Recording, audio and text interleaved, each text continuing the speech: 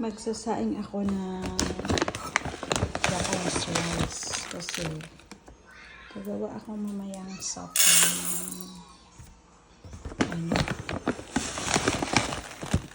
onigiri. Ayan, dalawa. Kaya nagkakaroon tatlo kasi good for ilang days yan. Ayan, Japanese rice. Sushi rice. Mas mahal siya kaya minsan lang kami nagsasaing nito.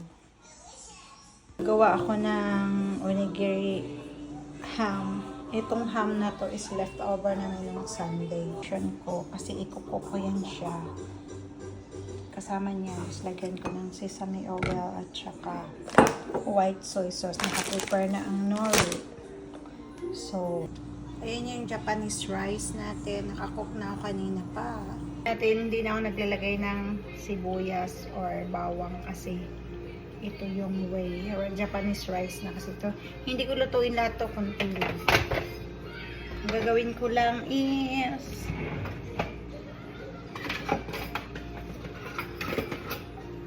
iluto yung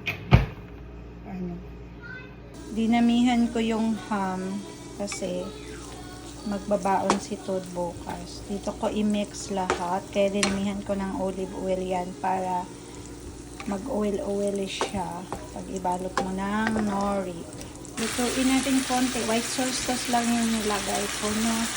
Kasi para hindi siya maalat. So, ganito lang ako magtupi ng nori. Tupiin mo lang yan. Piniprepare ko na siya habang niluluto ko yung ano. Tupiin mo lang ng 3 times yung nori. Ayan. Nagpukusang maano yan kasi ano yan, ikwan. What? Texture ng Japanese rice. Maiiksi siya na malapad. Mas masarap talaga siyang kainin. Hindi ako mag-aso sa kusina, guys, kasi yung mga tira-tira nilalagay ko. Naghiwa-hiwa nga ako ng nori para mailagay ko yung flakes. Yan! Dinatay ko na yung heat kasi hindi naman talaga to sangag. Talagang niluto ko lang yung ham. Tapos nilagay ko na yung hiniwa-hiwa kong nori. Kung meron kayong nori flakes, yan. Kung meron kayong sesame seeds, mas masarap. Nilagyan ko lang siya ng sesame oil konti. Tapos ready to wrap na yan siya pag palamigin lang yan konti. Ayan siya. Ito yung gagamitin ko, guys.